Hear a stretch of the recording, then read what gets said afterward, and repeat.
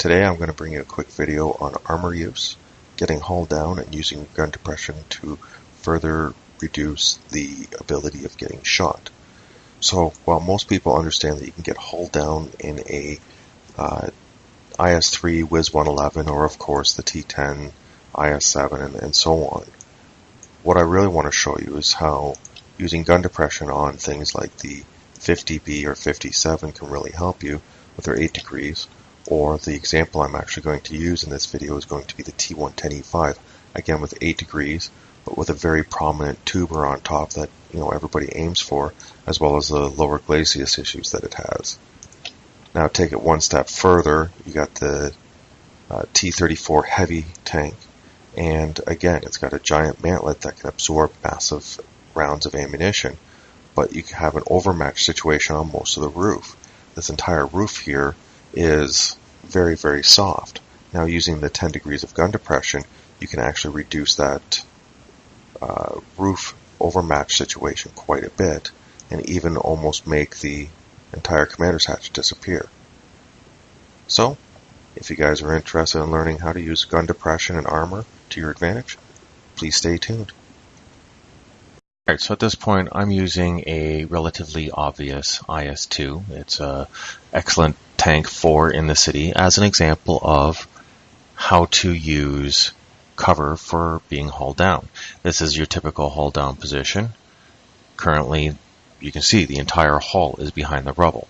You can't see a whole lot of it. There is a few spots where it's very easy for me to pen, just to the sides of the gun mantlet, which should be a little bit more concealed. And ultimately in this situation, the tank would normally pull behind the rubble, pull out, shoot, pull back behind the rubble. The main thing that a lot of people are going to try to pick off is going to be the cupola. And on this tank, the cupola is very prominent. It's basically your typical R2-D2, a little bit smaller than what you would find on some of them, but it's an extreme weak spot for this tank. Now, one of the things that I want to show you in more detail once I get to a tank with better gun depression is using your gun depression. So as you can see, I just basically went up on the rubble, or he just went up on the rubble, and popped the gun above the ridge. What it also did is it gave less exposure of the top of the turret, and even the mantlet is starting to cover the cupola a little bit. There's some great tanks that are excellent examples of how to do this. Most of them are American. Now, generally speaking, the Russian tanks have huge advantages in city combat. That's why you see IS-3s, IS-7s. They're all sitting there hull down behind a pile of rubble like this. Their lower glacis is completely covered by the rubble, which is the biggest weak spot. Maybe they'll be a little bit more out to the side here, so that you're going to try to take shots at their upper plate and basically bounce off their massive pike nose. That, however, is not really what I want to try to show people at this point. I want to show you how to conceal your cupola, the part that you can't normally conceal. How do you make something, a tumor that's on top of your tank, completely disappear? So here's a similar scenario, slightly reversed, and in this case I am currently using Super Pershing, one of the most frontally armored American tanks there are. The one glaring weak spot being the cupola. As you can see, I've already put a couple of rounds into it from the 3485 over there. And ultimately, what a lot of people are going to do is this. They're going to poke out, and they're going to try shooting like this, and they're going to poke back in. And this is, again, what you would see typically from Russian tanks. However, what you want to do is you want to try to protect the top of your turret. So again, looking at this, you can see the top of the tank is very well exposed. The tank is currently on level ground, and ultimately nothing's really going to be benefiting this tank. However, it's got 10 degrees of gun depression. Let's try to use that. So, roll up on the rubble. Roll up a little bit more. You can see the gun's now pointed too high. So let's roll back. Now, you can start picking at the enemy. And now look how much of your tank is exposed. How much of that cupola do you think they can actually get to? The whole tank is slanted back, As you can see here, this plate is now angled backwards. That's giving it an extra 10 degrees of angle. 10 degrees of angle can make a huge difference. The whole cupola, or the whole turret, is now angled back, covering the cupola, because ultimately the shot is going to have to come in this way, again hitting a greater angle on the cupola. This is how you protect the top of your tank in a city. So while a lot of people understand that, you know, the Russian tanks are going to be more dominant in a city situation, in a pug match, you're not going to necessarily get to pick what map you take or what tank you take to each map. So in this case, I have a Super Pershing in a city map. I don't want to just rush at them because, again, they're going to go after this soft cupola. Aim for these tubes right here. That's the main goal. They're not going to be able to put it through the mantlet, but the way I'm sitting right now, they're not going to be able to put it through almost anything. So I'm going to back up here, and you guys can judge how well it's doing. And Decamper is going to start shooting.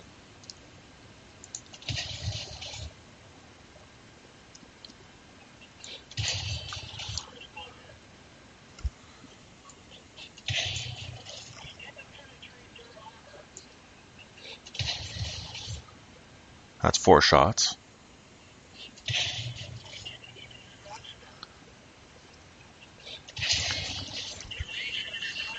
So I hit rangefinder.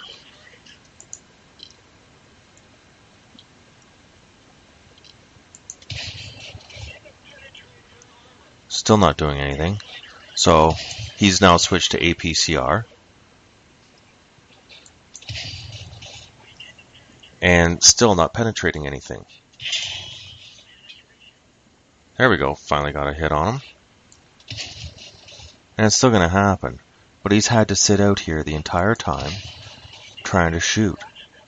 And that doesn't even include the fact that, you know, if you were actually in a battle situation, next step is that small weak spot that you've just made smaller, protect it even more. So I had that target locked specifically so that I could keep the gun facing at the enemy.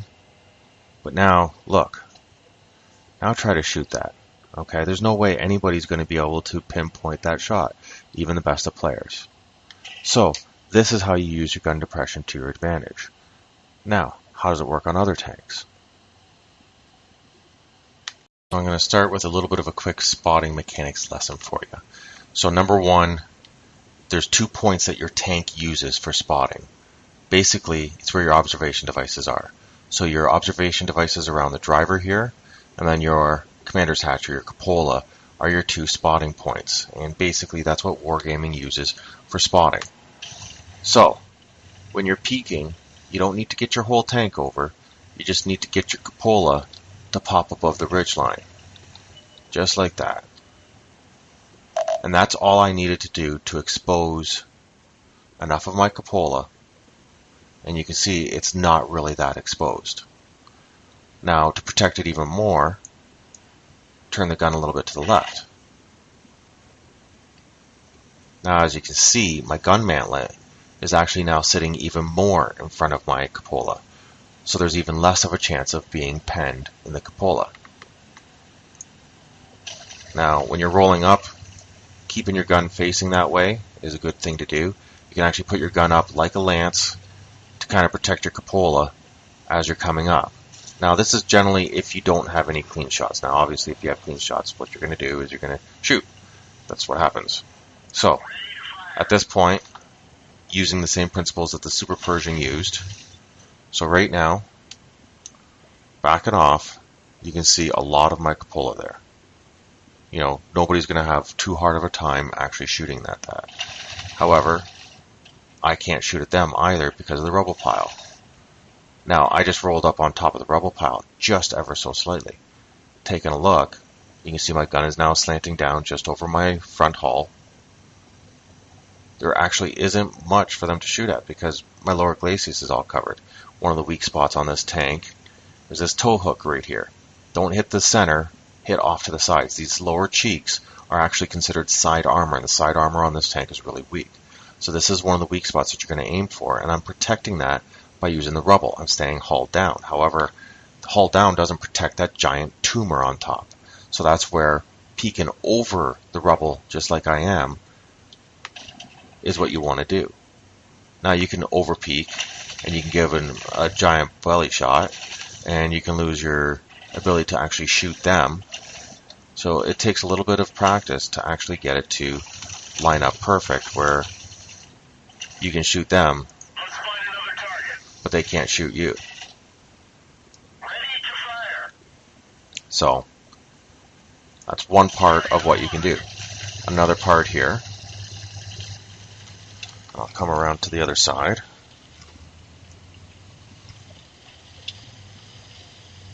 Sorry, just enjoying a little bit of off-roading here. Now, I will not endorse the use of heavy tanks on top of the hill. Heavy tanks belong at the bottom of the hill 90% of the time. Coming up for a little bit of cleanup, sure. Maybe some autoloaders like the 50Bs or something that's got mobility and support characteristics. But something that's heavily armored like this should not be up on the hill trying to play. That being said, there's lots of other tanks that you can use the same principles on.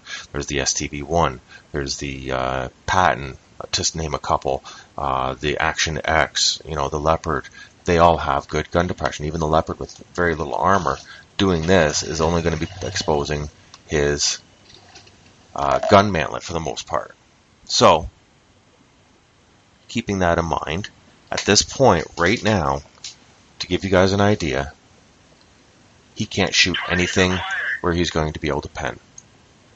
So when you back up here, looking at what he's got, in order to get an angle on the cupola, I got to try to shoot through the entire building there, and that's just not going to happen.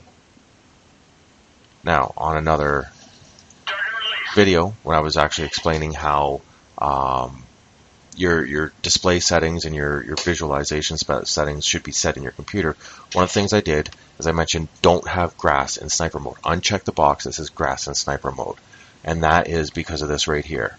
Right now I'm aiming at the ground, right now I'm not. So knowing how little of your tank you actually have to expose is very key.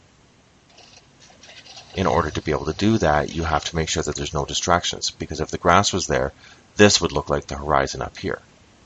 So it kind of keeps that in mind when you're doing all of this.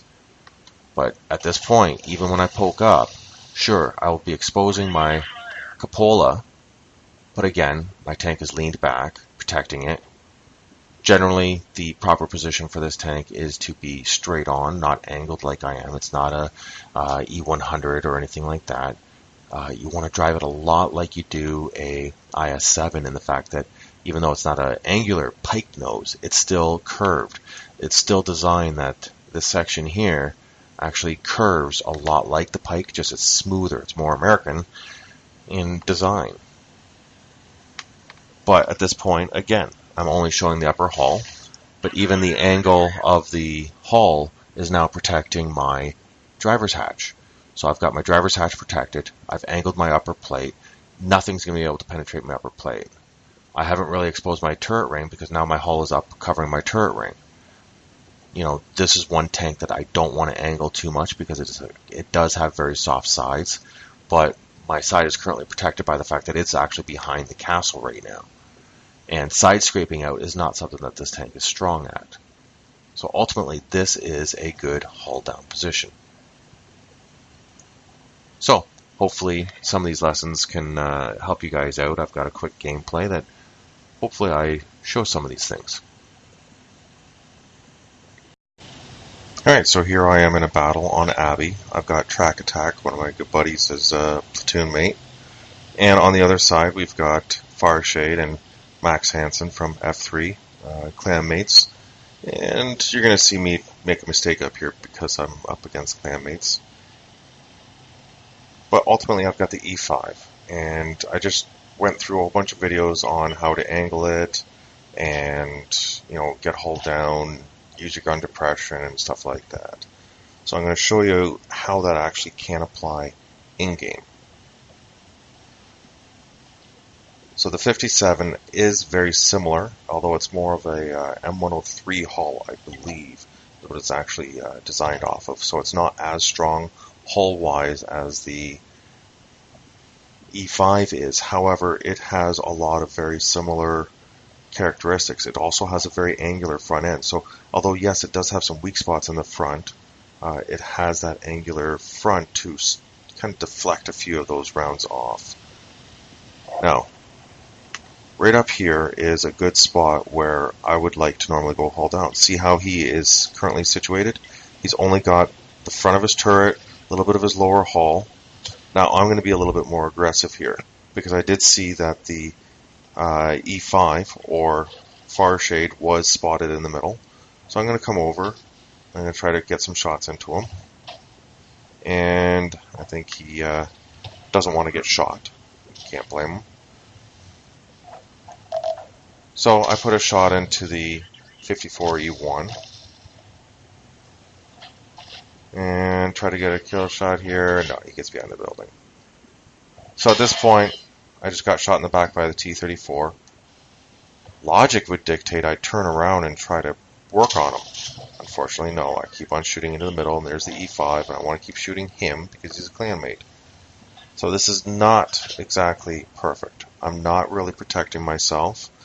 I'm just basically using my big scary gun and decent DPM to get them all to hide from me. And I've left my T-57 platoon mate out. So I try to protect him by tracking that 268. And Artie puts a nice shot into him. 268 did repair his track. And they basically took care of my T-57 platoon mate. But I don't let the 268 get away for it. So I do get a shot into him, not in time to kill him, not in time to protect my platoon mate, so I do apologize, Track Attack, for not protecting you better. Now at this point, I've got 3 T-34s rushing me. They're platoons, so you know they're going to be working together. I take a hit there as I try to get into cover. Now notice my cupola is on the left side, and I'm behind the left side of the rocks. So my cupola is not going to be a major weak spot here. What's going to be a weak spot is going to be my lower plate. So I want to angle it and kind of stick my tracks out there and see how I rode up on top of the rock outcropping. And basically by doing that, I again covered my weak spot. I moved so that they didn't have a clean shot into my lower glacis. Really wanted a tracking shot, but I just wanted to get a shot in there. And again, I'm riding up and just changing position. He tried to get my lower glacis there, but instead he put it into my mantlet as my tank dropped back down. Keep moving. Keep those weak spots covered. And I don't know exactly what he was shooting at, but there wasn't much for him to shoot at there. So at this point, I've taken a little bit of damage. I am down half my hit points, but considering a 183 hit me, I've been hit by T-34s that didn't penetrate how many times. And really, this IS-3 did more damage than any other single player on their team. Thankfully, I do have an IS-3 backing me up as well. So there I am, 5,100 damage in that short period of time. I've absorbed several hits, including one from a 183. Now, had he used Hesh, he might have had a much better chance of doing damage, but he was trying to one-shot me with the AP. And going for, using the AP to get a more guaranteed penetration.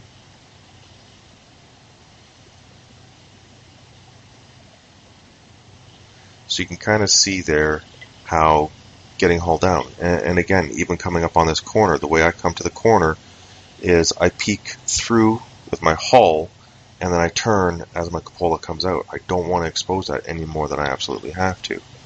I'm already anticipating the Artie being up on the right. It's a very common spot to find the Artie. And there he is. So I auto-lock and shoot HE at him. I was hoping to one-shot him with HE, and no luck. And of course, at this point, the IS-3 comes and takes that kill on me, costing me a Top Gun. But I did 5,300 damage, and this was good for an ace tanker. And there you have a Mastery Badge Ace Tanker for the T110E5. High Caliber was brought to you by 5300 damage, 5 kills, and 1232 XP before premium account. So taking a look, I ended up with 17 shots, 16 hit, 16 penned. Having decent armor and knowing how to use your armor allows you to take your time to aim and make sure you're putting it into the right spots. Getting a couple of key tracking shots in also gave me 910 spotting damage. And as I mentioned, this was all about tanking, about the ability to absorb rounds. 2,750 damage blocked by armor. When you couple that with the amount of damage that I actually took, I was on very low hit points when I ended the battle. This would have taken out a Moss. So ultimately, armor use is something that you really have to consider.